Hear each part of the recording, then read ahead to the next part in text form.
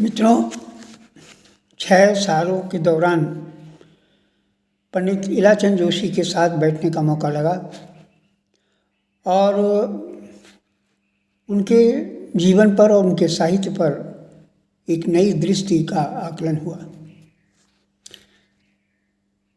ऐसा मैं समझता हूँ कि उन्होंने लोगों को ऐसी दिशा दी जिससे वो उनके साहित्य को पढ़कर अपने कलेबर को अच्छा बना सकें। बहुत अच्छा अनुभव रहा मेरा।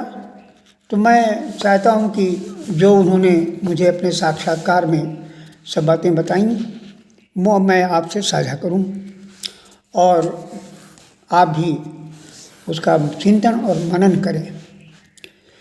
पंडित इलाचंद जोशी का साहित्यिक जीवन 1928 में घृणामयी के प्रकाशन से प्रारंभ हुआ था।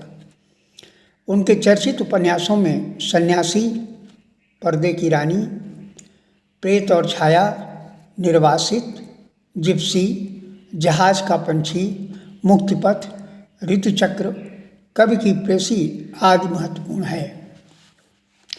1931 में जोशी जी ने अपने प्रकाशन के माध्यम से एकमात्र अपना कविता संग्रह बिजनवती प्रकाशित किया। वह उस समय कलकत्ते में थे। कुल 39-40 पुस्तकें उन्होंने लिखी जिसमें निबंध, कथा संकलन, अनुवाद प्रमुख हैं। मनोवैज्ञानिक उपन्यास के रूप में उन्हें अत्यधिक ख्याति प्राप्त हुई। अपने अंतिम क्षणों में वे एकांत और अनेकांत उपन्यास के कुछ संदर्भ लिख कर छोड़ गए जो कन्नौज से निकलने वाली पत्रिका उदाहरण ने कुछ अंश प्रकाशित किया था। आइए उनके घर के बारे में थोड़ा सा जिक्र आए तो अच्छा रहेगा। साप्ताहिक सप्लाई दफ्तर के अहाते में पंडित इलाचंद जोशी का मकान, उस मकान से संबद्ध एक छोटा सा पार्क, उस पार्क के बाहर यानी जोशी जी के कमरे के दरवाजे के ठीक सामने बाउंड्री के बाहर ताड़ का पेड़, ये सब कुछ जोशी जी के आसपास जिंदा रहते हैं। उनके कमरे में 2-3 बिल्लियाँ अवश्य घूमती रहती थीं। उनके बड़े कमरे में हमेशा अंधेरा ही रहता था और क्योंकि कमरे का रंग हरा था। मुझे अच्छी तरह याद है कि जब मैं सबसे पहले जोशी जी के पास आया था तब लगा था कि जोशी जी का व्यक्तित्व विद्रोही होने के साथ साथ शांत, गंभीर और मधुर भी है। पहले उनसे डर लगता था, लेकिन जब मैं उनके पास गया और उनके व्यक्तित्व और उनके बातचीत के द्वारा उन्हें समझने की कोशिश की तो मुझे लगा कि ऐसा मधुर गंभीर व्यक्ति कोई नहीं है। जब मैं जोशी जी के मकान से सटे पार्क में पहुंचा तब वो मेरा स्वर सुनकर स्वयं बाहर आए और देखते ही कहने लगे कि शाहजहांपुर में एक वृद्ध दशरथ का अभिनय कर रहा था। जैसे ही उसने राम को वनगमन की सजा दी वैसे ही वह स्वर्ग सिधार गया। रामायण के दशरथ तो कुछ दिन बाद मरे, किंतु अभिनय करने वाला दशरथ पुत्र वियोग नहीं सह सका, स्वयं स्वर्ग को सिधार गया। मैं कुछ देर सोचता रहा कि जोशी जी को क्यों सीधे स्वर्ग की बात मस्तिष्क में कौंध रही है। वे इस घटना को शुभ मान रहे हैं या अशुभ। जोशी जी ये मानते हैं कि विद्रोह की उपयोगिता सही हो तो समाज प्रगतिशील हो सकता है और दूसरी तरफ उन्हें ईश्वर के अस्तित्व पर भी पूर्ण विश्वास है। वो कहते हैं कि मुझे ईश्वर के अस्तित्व के अलावा किसी भी वस्तु और बात पर विश्वास नहीं है, चाहे वो राजनीति की हो या जनजीवन की, आत्म प्रदर्शन की या साहित्यिक और आर्थिक चर्चा हो। इसी द्वैत भाव की विषम परिस्थितियों में जोशी जी का व्यक्तित्व विद्रोही हो गया। मनोवैज्ञानिक उपन्यासकार होने के नाते वे विविध व्यक्तियों की जीवन गाथा अपने स्वयं के समसामयिक परिदृश्य में आदि से अंत तक निर्वाह करते रहे। इसलिए उनके लेखक के चरित्र विस्तार में आत्म प्रदर्शन होकर सफल संघर्ष है। ये कोई सन 70 के आसपास की बात है। मैं एमए अध्ययन के लिए प्रयाग विश्वविद्यालय में प्रवेश ले चुका था। उस समय मेरा संपर्क पंडित इलाचंद जोशी से हुआ। ये कथा साहित्य में मनोवैज्ञानिक उपन्यासों की कड़ी में ऋतुचक्र लिख चुके थे और अपने नित नए नूतन विचारधाराओं को सृजन की प्रक्रिया में खोजबीन कर रहे थे। फरवरी 23 की बात है। प्रयाग की साहित्यिक संस्था स्वप्निल द्वारा सर्वभाषी कवि सम्मेलन का आयोजन किया गया।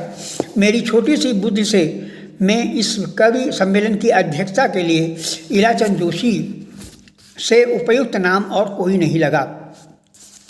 उस समय तक वह अपनी साहित्यिक रचना प्रक्रिया में विश्व प्रसिद्ध हो चुके थे। मुझ जैसे नवोदित रचनाकार में वह इतने सहज रूप से पुलकित हो जाएंगे, ये हम कल्पना भी नहीं कर सकते थे।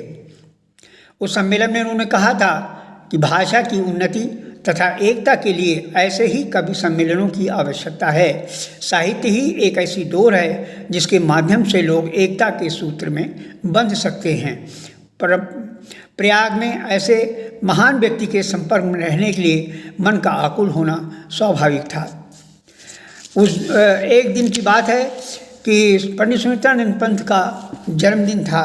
उस दिन मुझे कभी नहीं भूलेगा जब मैं पंडित सुमित्रानंद पंत के जन्मदिन पर सुबह ही उनके घर पहुंच गया था। पंत जी से मेरी बात हो रही थी कि दरवाजे पर खटखटाने की आवाज़ आई। पंत जी गए और लौटे तो मौसी उनके पीछे बड़ा सा उपहार लेकर आई थी। उस समय मैं बड़े निश्चल और निश्चिंत भाव से बैठा था। मेरी गोद में 2 कपड़े की गुड़िया थी। वे देखकर कुछ देर तक रुकी और छूटते ही बोली, एक नौजवान के गोद में 2 गुड़िया, भाई संभालने की बात है। मैं झेप गया और जल्द ही गुड़िया को मेज़ पर रख कर खड़ा हो गया। अब आपको बता दूं कि वो मौसी कोई और नहीं, महान कवयित्री महादेवी वर्मा थी। इसी समय जोशी जी के आने के पहले अमृत राय और उनकी धर्मपत्नी सुधा चौहान, रामस्वरूप चतुर्वेदी, डॉक्टर मीरा श्रीवास्तव, डॉक्टर रामकुमार वर्मा, श्री नरेश मेहता आ चुके थे। सुबह के खेमे में अंत में अपनी धर्मपत्नी श्रीमती हरप्रिया के साथ जोशी जी आए। उन्होंने आते ही पंत जी को उपहार में अपनी नई प्रकाशित पुस्तक भूत का भविष्य की एक प्रति भेंट की। जोशी जी की धर्मपत्नी हरप्रिया जोशी शांति जोशी के साथ चली गई थी। लौटी तो सबके साथ एक खाली कुर्सी पर आकर बैठ गई। कुछ समय पश्चात मैंने देखा कि जोशी जी उन्हें कुछ इशारा कर रहे हैं। मुझे देर न लगी, वे अपनी धर्मपत्नी जी से पंत जी के पैर छूने के लिए और आशीष लेने के लिए कह रहे थे। उन्होंने भी इशारे में जोशी जी को कुछ कह दिया, किंतु उस उत्तर में जोशी जी अनभिज्ञ रहे और मिलते ही फिर इशारे से कहा। उन्होंने उसी तरह उत्तर दे दिया। मैं एहसास करता रहा कि जोशी जी इशारे के बाद उनकी उत्तर देने वाली गर्दन को नहीं देख पा रहे थे। अचानक मुझे जोशी जी की छड़ी की आवाज़ सुनाई पड़ी। उससे लगा कि जोशी जी नाराज़ हो गए हैं। चेहरा सुर्ख लाल हो चला है, होंठ डोल रहे हैं। सभी की दृष्टि उन पर गई। उनकी धर्मपत्नी के उत्तर देने के पहले ही पंत जी ने कहा, अरे भाई जोशी, नाराज मत हो, पैर छू लिया है। फिर भी वे बोले, बड़ों का आदर जरूरी है। अच्छा, मैंने देखा नहीं था। इतना कहकर वे चुप हो गए। पंत जी उनसे उम्र में 2 वर्ष बड़े थे। मुझे उस दिन एहसास हुआ कि महान उपन्यासकार होने के बावजूद भी वो अपने अंदर बड़ों को सम्मान और अधिकार देने की बात नहीं भूलते। दिसंबर 80 के प्रथम सप्ताह में मैं उनसे इलाहाबाद आवास पर मिलने गया। उनका गिरता हुआ शरीर लेखन के लिए चुनौती बना हुआ था।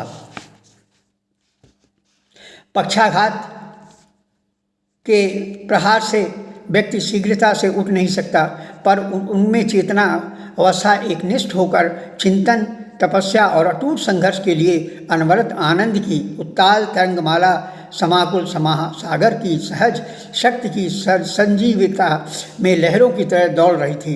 कभी कभी वो कहते थे, मेरा आधा शरीर कब्र में जा चुका है, आधा ही तो बाकी है। पहुँचने पर देखा कि जोशी जी कमेंट्री सुन रहे हैं। साथ में निखिल भाई भी थे। मुझे देखते ही वो उठकर चले गए। उस समय जोशी जी कुछ देर तक सुनील गावस्कर की तारीफ करते रहे। वार्ता के ही मध्य उनकी धर्मपत्नी श्रीमती हरप्रिया जोशी ने आकर चाय दी और संकेत किया कि आज ज़्यादा देर तक न बैठिएगा, इन्हें डॉक्टर ने आराम करने के लिए कहा है। चाय के उपरांत मैंने पूछा, इस बार गर्मी की छुट्टियों में पहाड़ पर आपने क्या लिखा? इस प्रश्न पर उनकी गर्मजोशी इतनी प्रखर रूप से प्रकट हुई कि वह तुरंत कुर्सी से उठने की चेष्टा करने लगे। 3 बार गिरे, मैंने पकड़ लिया। वो उठे और धीरे धीरे दीवार के सहारे अंदर की ओर चले गए। लौटने पर उनके हाथ में एक पीला रजिस्टर था। कांपते हाथों से उन्होंने मेरी ओर बढ़ा दिया। कुर्सी पर धम्म की आवाज़ के साथ बैठते हुए बोले, ये मेरा नया उपन्यास है, ऋतु चक्र का दूसरा भाग। उपन्यास अंश पढ़ते समय मुझे अनुभव हुआ कि जोशी जी का व्यक्तित्व धर्म से बंधा हुआ कितना विराट तथा शांत चित्त है। उनकी कुशाग्र बुद्धि का उदाहरण 10 वर्ष की अवस्था में ही प्रथम रचना के प्रकाशन से मिलता है। 27 वर्ष की अवस्था में उनकी पहली पुस्तक घृणामयी प्रकाशित हुई, जिसका बाद में नाम परिवर्तन करके लज्जा रखा गया।